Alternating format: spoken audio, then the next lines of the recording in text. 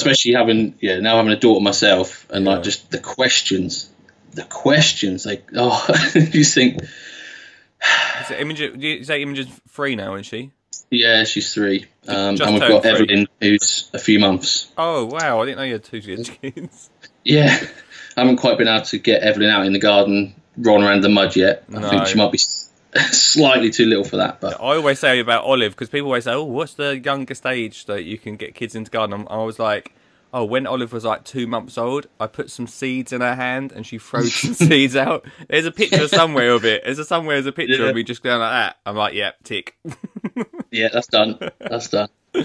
Oh, right. Wow, mate, you're brave, man. Like, Olive's a handful. She's 5 now, and having a second scares me.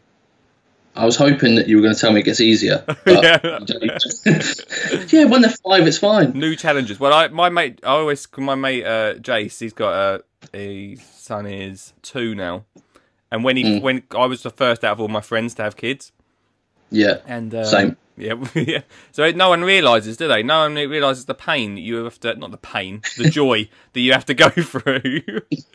And then he had a kid, and he was like, "Oh man," I was like, "It does get better, mate." And he's like, "Oh, thank God for that." So I said, "Yeah, like in 2 to 3 years' time, you'll be fine." I think it's not like the individual things that you need to do are not difficult, but it's just like it just never ends, does it? Do you know what I mean? No. It's like feeding a bottle, that's easy.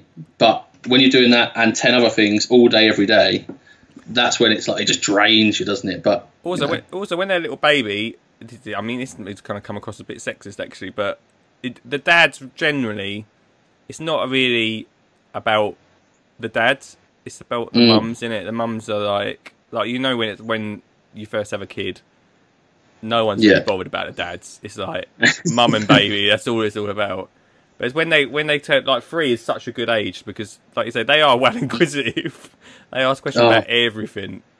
And she's like at the point where she wants to be super independent, but she's not quite able to do it yet. Do you know what I mean? So she wants to do it, but she wants to do it her way, and that doesn't always bode well. But desperate to try it out.